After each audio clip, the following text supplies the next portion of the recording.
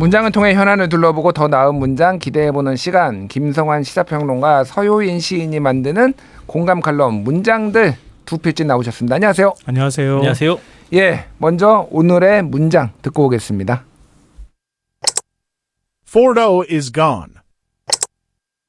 예, 이제 막 익숙한 말투긴 한데 이게 직접 얘기한 건 아니고 트럼프 대통령의 이제 말인데 이게 트루스 소셜이라는 SNS에 이제 올린 글. 포르도는 끝장났다. 포르도 is gone. 이렇게 이제 얘기를 한 거예요. 근데 상당히 AI가 있나? 상당히 뭔가 억양이 트럼프 같다. 이런 느낌이 들었어요. 자, 지난 주말 사이에 가장 놀라웠던 소식은 아무래도 미국이 이란을 직접 공격했다. 한 번도 이란을 직접 공격한 적은 없거든요. 이란이라는 나라가 인구가 1억 명에 가까워요.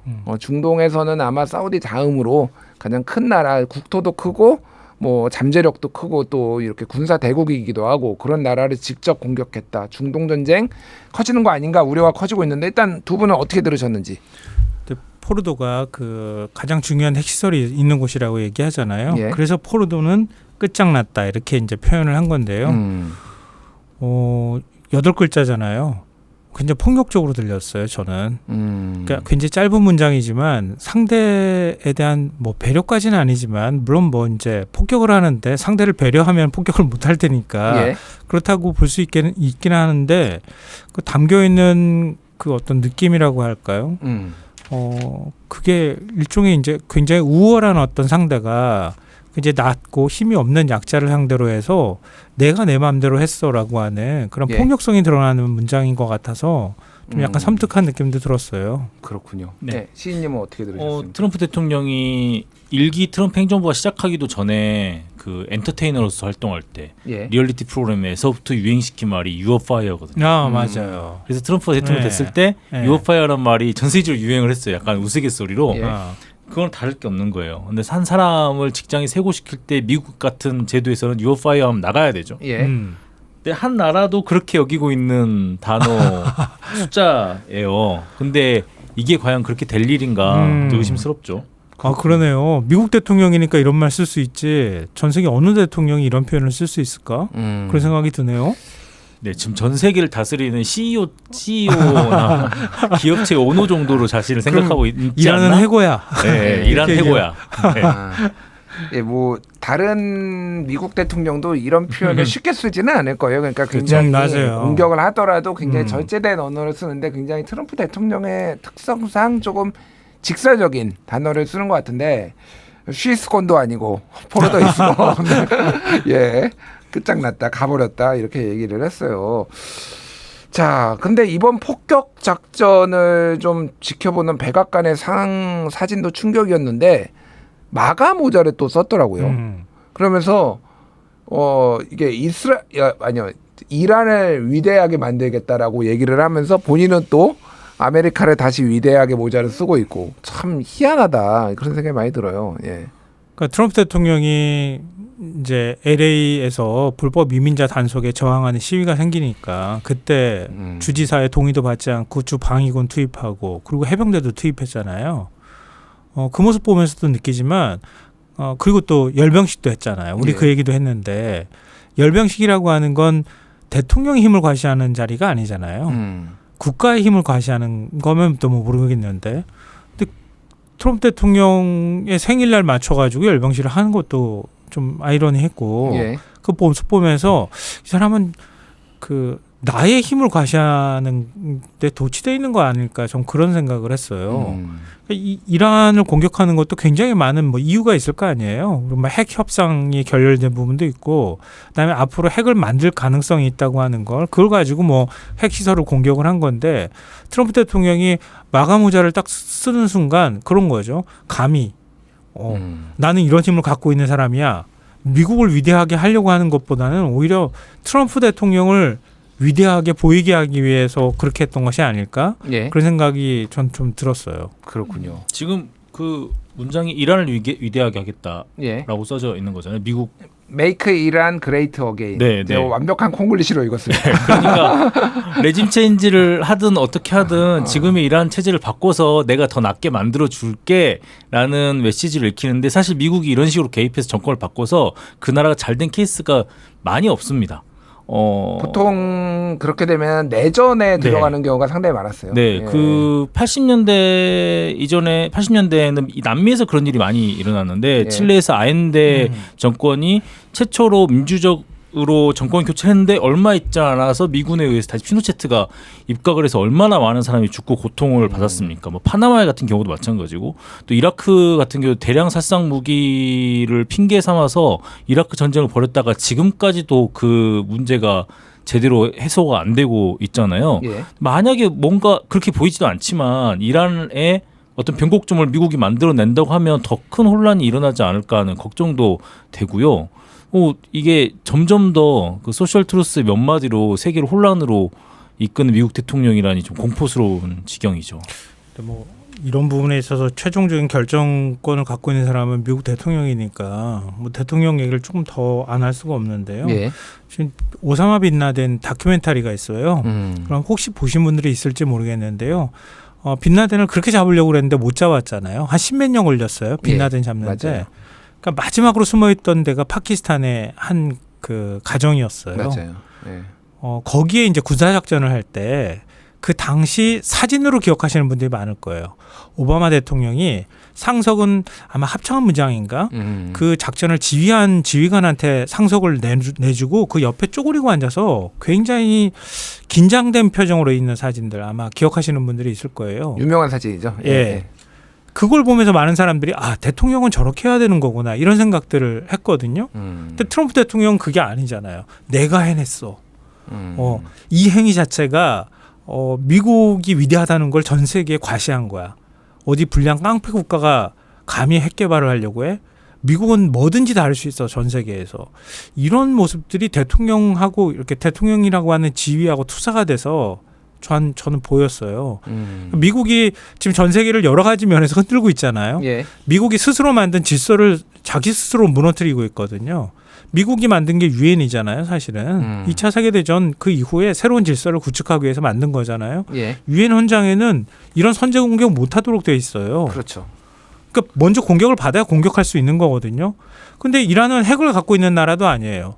핵 농축을 했는데 그 농축한 것도 90%까지 농축을 해야 우라늄 농축이 가능해야 그 다음에 이제 핵무기로 가는 거거든요. 근데 이란은 60%까지밖에 농축을 안 했어요. 예. 핵무기 문턱까지 갔긴 했지만 핵무기를 만든 것도 아니란 말이에요. 그러니까 실질적으로 미국의 위협을 가할 수 있는 상황은 아니라는 거예요. 예. 근데도 불구하고 미국은 이거 위협이 되는 거야. 그러면 가가지고 그냥 폭격하는 거예요. 그 폭격했을 때 그 장면을 이 짧게 SNS에 찍어가지고 올린 것들을 제가 봤는데요. 예. 거의 원자폭탄 떨어지는 수준에 워낙 벙커버스터가 큰 폭탄이기 때문에 어마어마한 구름이 우리 이제 버섯구름이라고 얘기하는 게 그게 올라올 정도로 충격이 대단하더라고요. 한 발이 아니라 지금 12발을 한 예. 곳에다 쐈고요. 예. 한 곳은 그러니까 포르도가 12발이 떨어진 곳이고요. 예. 한 곳은 2발 떨어뜨리고 나머지는 이제 전략 미사일을 떨어뜨렸고요. 그러니까 세 군데를 폭격했다고 하지만 실제로 포르도에 지하 핵시설이 있기 때문에 거기를 집중적으로 타격한 거죠. 그러니까 그 폭격이라고 하는 거는 충격이 어마어마하거든요. 예. 거대한 버섯구름이 올라오는 정도 수준이었더라고요. 근데 그 정도로 다른 나라에 가가지고 그렇게 본토를 타격할 수 있는 나라가 물론 미국이니까 가능한 일이겠지만 예. 이게 과연 가능한가? 국제법상으로 용인해야 될 것인가? 이런 숙제도 지금 남아있다고 봐요. 그렇군요. 이게 이제 이번 공격이 굉장히 좀 중차대하다라는 거는 핵시설에 대해서 직접적으로 미국이 공격을 했다. 사실은 이거는 지금까지 어쨌든 핵시설에 대해서는 이게 방사능 유출 우려가 있기 때문에 공격을 자제를 해왔는데 그걸 직접 공격을 했다라는 거고 말씀하셨다시피 이제 이게 선제적으로 일종의 마이너리티 리포트 같은 거잖아요. 너는 범죄를 저지를 거야라고 하고 선제적으로 범죄를 예방 목적에서 이제 공격을 했다라는 거. 다른 전에도 그런 게 있었지만 어떻게 해서든 명분과 구실을 만들었는데 이번에는 그런 것들이 좀 다 생략된 거 아니냐 그런 얘기들이 좀 나오네요. 예. 그러니까 그거하고 비슷해요. 우리가 우크라이나를 공격한 러시아를 비난하는 이유는 나토 동진으로 러시아가 군사적 위협을 받았어라고 하는 걸 부정할 사람은 없을 거예요. 예. 이쪽은 세력 간의 충돌이거든요. 러시아는 유럽하고 우크라이나는 일종의 경계지거든요. 유럽하고 러시아의 중간에 껴 있는 나라란 말이에요. 그거를 나토가 나토에 가입할 수 있도록 허용하면 러시아하고 굉장히 가까운 거리가 돼요. 언제든 모스크바를 폭격할 수 있는 정도 거리밖에 안 되거든요. 예. 러시아가 받는 군사적 위협은 우리가 감안할 수 있단 말이에요. 근데 그렇다 하더라도 실질적인 어떤 군사적 위협을 받고 있는 상황도 아닌데 러시아는 공격을 했단 말이에요. 우크라이나. 그러니까 러시아가 욕먹는 거란 말이에요. 예. 선제 공격을 했다는 것 때문에. 그게 국제법상으로 국제법을 어긴 거니까. 그렇다면 지금 미국이 한 행위도 거기하고 똑같다고 볼 수 있는 거죠. 구체적인 실질적인 위협이 없는데도 불구하고 국제법 어기고 우리는 공격할 수 있어라고 해서 공격했단 말이에요. 그럼 러시아의 행위와 미국의 행위는 어떤 면에서 근본적인 차이가 있는 거냐. 이런 질문을 안 할 수가 없는 거죠. 그러니까 미국한테 이스라엘이 중요한 존재일 수 있겠죠. 예. 있지만 그렇다고 해가지고 이스라엘과 미국이 동일한 나라는 아니란 말이에요. 예. 그럼 도대체 왜 이스라엘을 그렇게 보호하기 위해서 미국까지 나서서 본토를 공격해야 하는가? 여기에 대한 설명이 없는 거예요, 지금. 알겠습니다. 네, 이게 전문가들이 예측을 하는 걸 저도 뭐 라디오 뉴스나 들었는데 이렇게 그냥 공격할 거라고 말하는 분은 없었거든요. 그러니까 이게 벙커버스터를 이스라엘에서 우리 좀 빌려줘 해가지고 네. 빌려줄 거냐 말 거냐 네. 뭐 공격을 하더라도 한참 뒤에 언제가 될 것이냐 뭐 이런 얘기들이 막 나오고 있었죠. 예. 네, 예측을 벗어난 행동이잖아요. 그래서 제가 좀 아찔해지는 게 트럼프 1기 행정부 때 북한이랑 핵 협상을 할 때 그때 트럼프 2기에서 협상이었고 우리나라 정권이 문재인 정부가 아니었고 여러 가지 상황을 한다면 우리 이 한반도에서도 아찔한 상황이 벌어질 수 있었겠구나 하는 상상이 드는 거예요. 근데 미국의 힘이 전 세계에 안 뻗친 곳이 없으니까 전 세계가 뭐 예전처럼 발칸반도, 뭐 중동, 한반도가 세계 화약고라고 부를 게 없이 전 세계 화약고화가 되고 있다. 굉장히 위험한 상황으로 보여지죠. 그렇군요. 그러니까 북한 말씀하셨으니까 북한이 지금 이 상황을 보면은 하나는 최근에 있었던 전쟁들을 보면은 우크라이나 전쟁은 원래 소비에트 연방이 해체가 되면서 우크라이나에 핵무기가 있었는데 서방 국가들이 너희 이거 핵무기 포기하면은 너희 안보를 우리가 지켜줄게 이렇게 얘기를 했지만 결국은 이제 전쟁의 참화 속으로 빨려 들어갔고 이란도 지금 핵무기를 아직 개발을 못했지만은 단계까지 가니까 두드러 맞고 있고 북한 입장에서 보면은 제가 그거를 옹호하고 그런 게 아니라 야 빨리 핵무기 개발해줘서 얼마나 다행인가 이런 생각을 할 것 같아요. 지금 ICBM을 더 고도화할 수도 있다. 지금 더 위협감을 느끼고 막 이런 얘기들이 기사들이 나오더라고요. 그러니까 우리가 남북 관계를 개선한다 뭐 이런 얘기는 많이 하지만 북한을 고립 상태로 두게 되면 지금과 같은 결과를 이어진다고 하는 우려 때문이거든요. 북한은 스스로 지금 핵무기를 다 만들었어요. 그래서 20개에서 50개 정도의 핵무기를 갖고 있다고 얘기를 하거든요. 예. 아마 더 만들 능력도 있을 거예요. 그러니까 북한이 어떤 방식으로든 국제사회에 나오게 만들어야 핵무기나 이런 것들에 대한 어떤 위험한 그 전쟁 무기를 만드는 유혹에서 벗어날 수 있었던 거란 말이에요. 예. 또 결국은 하노이 노딜로 완전히 깨지고 난 다음에 북한은 아예 핵무기 국가로 가버린 거예요. 이제는 핵을 없애는 게 훨씬 더 힘든 상황이 된 거죠. 이거 보면서 제정신이라면 핵을 안 없애죠. 그쵸. 저라도 안 없앨 것 같아요, 그냥. 그러니까 마지막으로 북한은 핵무기를 이미 만들었고 그 다음에 그걸 실질적으로 쏠 수 있는 정도 능력으로 가는데 그 대기권 재진입 기술만 지금 없다고 얘기를 하잖아요. 예. 근데 다탄두까지 충분히 가능한 능력을 갖고 있고요. 그러면 대기권 재진입 기술은 어디서 얻겠습니까? 러시아나 그렇죠. 뭐. 예. 지금 그러니까 북한이 러시아하고 밀착하는 거거든요. 북한 입장에서는 완전히 거기까지 기술적으로 개발을 끝내버리자. 이런 유혹을 더 강하게 받겠죠. 그렇군요. 우리를 때리면 미국도 맞을 수 있다는 걸 보여줘야 우리에 대한 경제 제재도 풀고 문제 해결을 할 수 있다고 보게 될 가능성이 높죠. 자, 뭐 역사학자들이나 이런 분들이 얘기하는 게 사실은 인류는 항상 전쟁을 벌여왔고 최근 몇십 년이 가장 평화로운 세계였다. 뭐 이런 얘기를 하시는 분들도 있어요. 그런데 지금 보면 다시 힘의 논리가 완벽하게 지배를 하는 거 아닌가 그런 생각이 듭니다. 시인님은 좀 어떻게 보십니까?